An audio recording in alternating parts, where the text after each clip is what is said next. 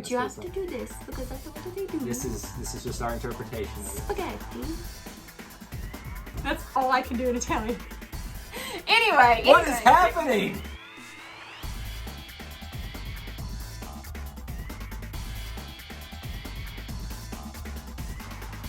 Welcome back to i2i Reviews, the place where we talk about the things that we're seeing in theaters, but also streaming-wise that are related to Disney. My name is Kyle. And my name is Jessica. And before we get started, if you haven't already, please consider subscribing to our channel, turning on that notification bell, and liking this video if you enjoy it. And as a reminder, this is not our home channel. That is called i2i Kyle and Jessica. All kinds of crazy Disney content over there that you might want to check out. So we'll put a link for that in the description, but also above if you want to come on over there and hang out with us a little bit more.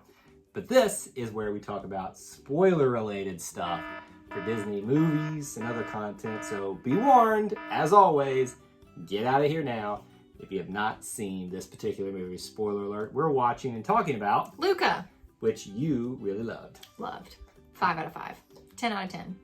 Whatever out of whatever. Why did you go from 5 out of 5 to 10 out of 10? Because sometimes people say 10 on a scale of 10. I know, but why did you start at 5 to 5? You must not have really Because you always start on 5 to 5. That's something else. You do a rewatchability scale. Yes. So you always say it's 1 to 5. So I was giving you the credit, but normal people do a scale of 10. So I'm not normal. Or we could give it 2 thumbs up, or 5 stars, or all the things. Anyway, it's a great movie. Let's She did reference the rewatchability scale. We do that as part of our spoiler-free reviews that we do on our main channel. So that's in the description too if you want to check that out. But obviously, you're here right now. You've probably seen Luca and want to talk about it. Their, what was it, 24th Pixar film or something like that, I think is what the trivia we did was. They have a lot of feelings from out of all the Pixar films. This is definitely top 5 for me. Why? Well, A, it's great. B, oh, done. We're over with. It's great. It's great. Review done. I love the aspect of friendship.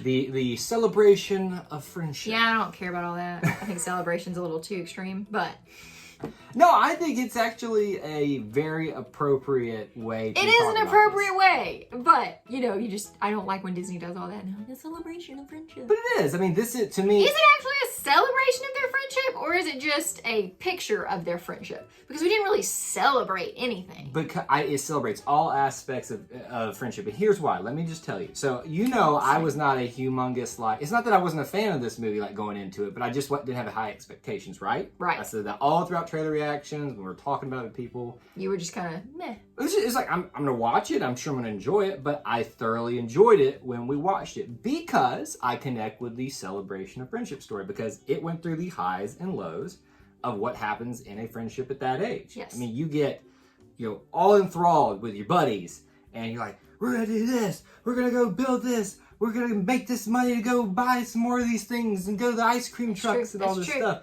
But then the new kid comes in and tries to wreck your freaking world every single time. 3 does not work as a friendship. It doesn't. Somebody always gets left out. So I felt that, man. That was me. You know what you didn't feel? I guarantee it. When Luca was like, I want to go to school. You'd have been like, nah, man. You'd have been like Alberto, no, I'm going to hang out on this island and go swim. What did you think about Luca overall? How about that? His personality? Just the character, the story arc, Luca, what did you think about him? The person. The person, excuse me. Or sea monster. Not the movie, but the... Okay, that's where I was confused. I was like, wait, it's named after him. So are we talking about him? We're talking about the character Luca now, not the movie. The character Luca, I thought he was super relatable. Mm-hmm. He was very much like an adolescent boy. Mm. Just, I need to do what my parents say, but also I really want to do this thing over here, so I'm gonna do this, but I'm worried about my mom the whole time. Right. So that was really relatable. I really thought that him and the challenge that they had to do where they're riding the bikes and eating the pasta and swimming. Yeah, that was something I did. Exactly. It was very relatable, even though we were talking about sea monsters, which is not relatable, but it was very funny too. I liked how funny he was, because every time he'd get wet, he would the scales would start to form. Right. He'd be like, ah! Well, I think it's a cool way to attack the whole idea of the story of celebrating friendship, because if you just do a story about 3 kids in a little town growing up together, that's too relatable. Nobody's gonna care. It's not gonna grab your attention as much. But you throw, it's literally, I can probably tell you how the pitch meeting went. It's we're gonna tell the story about kids and their summers growing up together. Here's the catch, though. 2 of them are sea monsters. People are like, huh? But hey, it worked. And I gotta admit, I was skeptical of this concept, but it worked brilliantly. And I do think that Luca himself had a potential to be another annoying type of main character. Yes. But they didn't do it, and I really enjoyed that. I honestly was a little bit scared at the beginning that he was going to kind of be like Timmy Failure. You remember that movie? Yeah, but that was meant to be a kid that's really eccentric and out there. Yes. Timmy Failure's eccentricities do not bother me. It's his voice that bothers me. But anyway, that's So really, if they had chose a wrong voice actor, this would have been ruined. Oh, it would have been completely ruined. When you his name is Jacob Tremblay or something like that? That sounds right. It's Jacob something. Yeah. But when you have a cartoon or animated film, right? If you pick the wrong voice actor, it's completely ruined. Personally, so let's talk about that actually. I know where you're going. I'm going to break your heart on this one. So they picked Jim Gaffigan and Maya Rudolph for the parents. Exactly where she's going. I love Jim Gaffigan. He's super dad. You know, like, what, in real life, he's got like 5 or 6 kids. He's got a bunch of kids. I don't know. Not Jim but Gaffigan. I do love Jim Gaffigan. And I love Maya Rudolph. I don't think she was the right pick for the mom, though. I don't, it's not that she was the right pick, but I just couldn't separate them as much from their voices. Like, actually, I'll say it this way. Well, no, I was gonna say that's not a good example because I was thinking of Nala and Beyonce, where I couldn't separate the two in the live action version, so that's not a good example. Anyway, just ignore me and my ramblings on here trying to figure this out. Okay. I couldn't separate them from their characters, and I just they were fine, they weren't bad, but it just didn't separate enough for me. It didn't. Well, could you have said separate more times than that? The voices just were not what you expect Luca's parents to be. Because here, that's fair. You have Luca's friend, Julia, or Giulietta. Giulietta. We're going to do this several times. Sorry to our Italian friends if we're misrepresenting But you have to do this, because that's what they do. This is just our interpretation of it. Spaghetti. That's all I can do in Italian. Anyway. What is happening? Anyway, so you've got Julia's dad, who sounds super Italian. What's his name? Massimo? Massimo, yes, Massimo. If we're pronouncing that right. Yeah, we're not. Just know that we're not. Our super Alabama Southern accents are not pronouncing anything right. But my point is, and maybe because he lived on the mainland, and he was actually a human, So. Right, so he sounded Italian.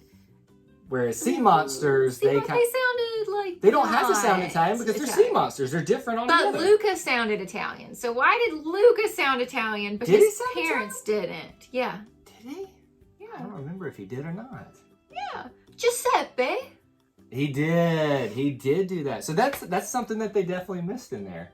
Just personal opinion. Obviously, this is an opinion-based show. People are going to have differing opinions. That's just mine. Is that they could have maybe picked a little. It's a little bit of a catch there. We haven't talked about Alberto. What do you think about Alberto? Okay, so I liked him because I didn't like him the whole time.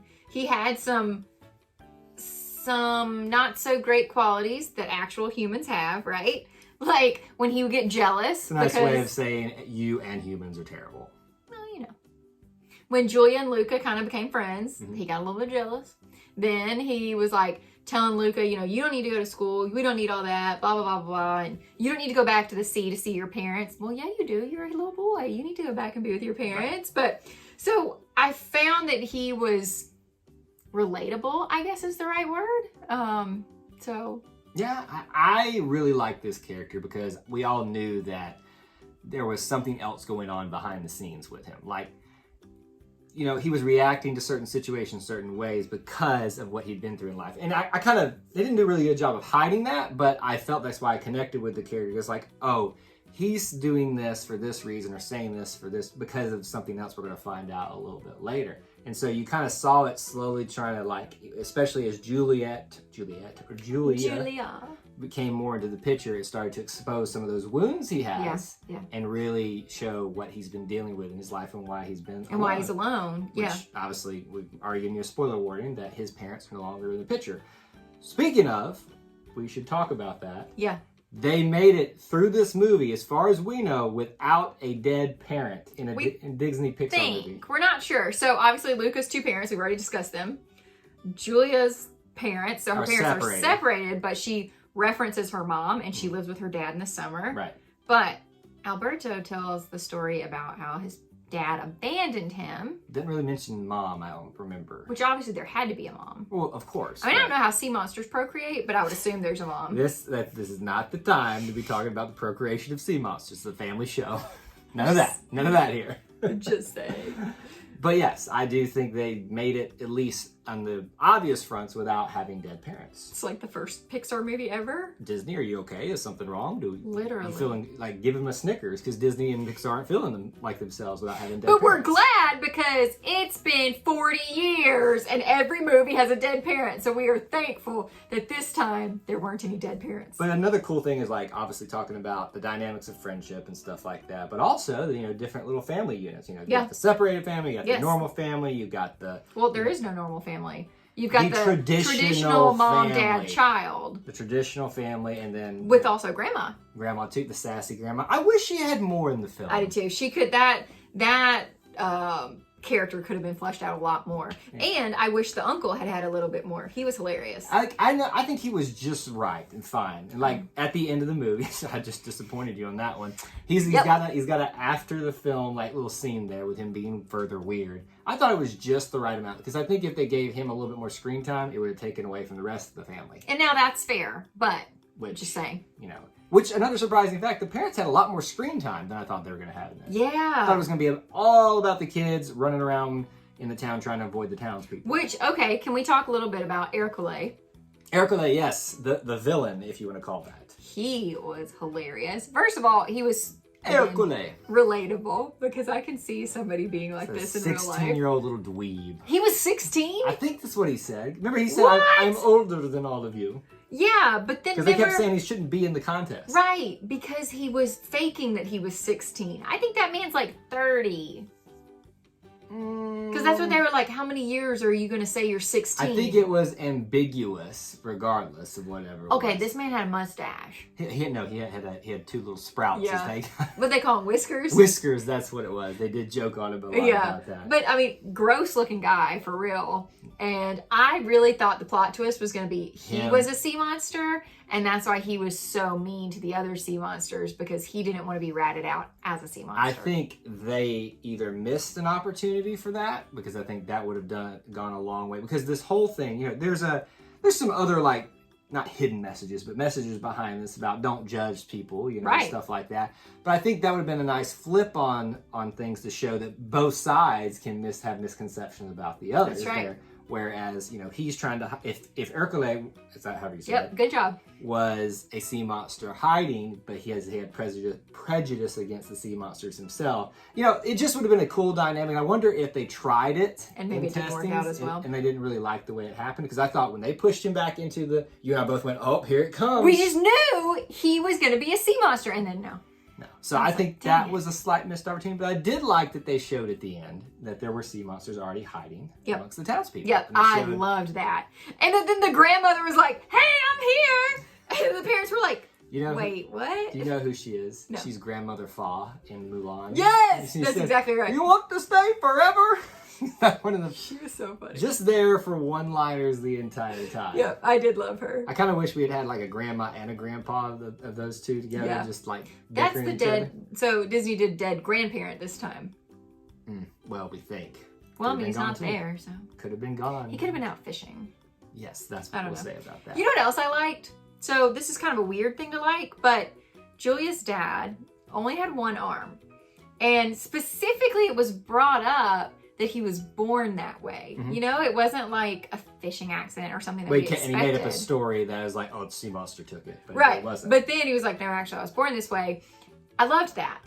I loved that also reminds us that, hey, we're all born completely different. We all look different. You know, there may be something that I'm born with. I may be born with two arms. You may be born with one arm. But I just really like how Disney and Pixar have actually started working that into the plot line of not everybody is exactly the same, and we're all different. We all have great things about us. I think there's a certain way you need to do that as well. You don't need to beat people over the head with that. Right, and that's why I love this, because they made a joke about it, but then they said, this is just how I am, and then moved on. Well, but you noticed it before I did, and you were like, hey, I think he's only got one arm. Like, because we see a bunch of scenes with him. And it wasn't even really like the sleeve thing being, held up like that. So, it wasn't like flopping around everywhere. I was like, he's using one hand for everything. And finally they started showing him more. I was like, he's got one arm. Yeah. So anyway, just a random, really liked that. Yeah. Also something I really liked, because I know you care. The cat, of course. Julia had a cat. And it was a hilarious cat. This movie turned around for Jessica as soon as the cat appeared. I mean, that's why it got 5 out of 5. There's a cat. You immediately get bumped up to a 4 in her rating if it's a scale of 5 if you have a cat. If there's especially if it's a sassy cat like this one, because we own a cat that's real sassy, so I'm partial to them. But yeah, this cat was hilarious. Real quick, animation was great in this. Oh man. It makes me wonder why they didn't put this in theaters. And I get it. Look, we're coming out of the pandemic, all that stuff, but they're already doing other movies in theaters. I agree. I think Cruella was definitely well played in the theater. Yep. By the way, we've done a review for that here on this channel if you want to check that out. Put a link in the description. Yep. But I kind of hate that they didn't put it in theaters. I fully agree. I really do. I've already told like 5 people about this movie that they need to watch it. I think they would have done decently well with it. I think they were just concerned enough people wouldn't be excited about it to justify putting it in theaters. Yeah. And that's a shame, because I think had this been a normal time, Luca would have done brilliantly, especially as a family film, because there's none of this, there's nothing like controversial in it. It is just a story about friends growing up together and things they go through. And it was funny. It was fun. It was unique. It was a different take on telling that type of story. And it had like the Italian culture, which we rarely see, especially in animated films. So that was awesome. Because apparently we need to be more cultured because we keep doing this the entire time. And about spaghetti, which they did say in the film. I love pasta so much. Italian food's my favorite. That pasta eating contest? Right here, man. Right here. I'd be like, they say, we need you on the team. Sign me up for the pasta eating contest right now. All right, we should wrap up by doing our favorite characters. Okay. So what do you think? Your favorite major character? Julia. Why Julia? She was sassy. We didn't even talk about Julia, really. That's okay. She was sassy. That's why she was in it to win it. She knew she had that gumption in her, like that drive. She had to be Hercule in that next race. And I just loved her. No offense to Luca, but Alberto is my favorite because he was my best friend Tyler. Shout out to Tyler if somehow you watch this, man. Because Tyler was the adventurous one that always pushed me. I knew you would have been Luca as a kid. I would have been. I admit that. Oh, my mom. But I'm glad you were. But Alberto was always he was Tyler for me. He was the one that kind of pushed me to try other things and get in trouble every once in a while, Well, I'm not Julia. I wasn't Julia as a child. I'm Julia now. But I mean, as a kid, I wasn't like super competitive. I'm super competitive now. Right. But I was like Julia. I had a cat and I loved books like she did. That's one way to take it. Favorite minor character. Remember, if you take it, a minor character is one if you remove from the plot, doesn't really affect the plot. The cat. That's it. Like that's the best freaking character. It had 2 scenes in it. No, it had at least 7, and I loved it. And that's mine. Mine's kind of similar, and the instant this one appeared on the screen, 2 seconds into the film, I was like, this is mine right here. Giuseppe the fish. It literally. I thought you were gonna pick the uncle. No, Giuseppe the fish, because he was this just rude fish that just would not stay in line because I guess Luca was basically a shepherd, of the fish, and just kept getting out of line. And at the end too, you saw him kind of Giuseppe. He was down at the end in the little after credits scene, just stuck down there with the uncle. It was a nice little touch. I would have loved to have seen a little bit more of Giuseppe. Maybe we'll get a Giuseppe movie. Ooh, that's the sequel, Giuseppe. Give me a Giuseppe movie. Oh my gosh. All right, we want to know from you now what you thought about Luca. It is obviously free game for spoilers in the comments section, so share with us down there what you thought about it. What else should they do? Like I said before, if you haven't already, please consider subscribing to our channel and turning on that notification bell so you don't miss any of our content. We'll have a playlist available for you for some more films that we've already reviewed here on this channel. And as always, we hope that you'll go check out i2i Kyle and Jessica so you can hang out with us some more there. Until we assemble again. May the force be with you. And we'll see you real soon. Bye, guys.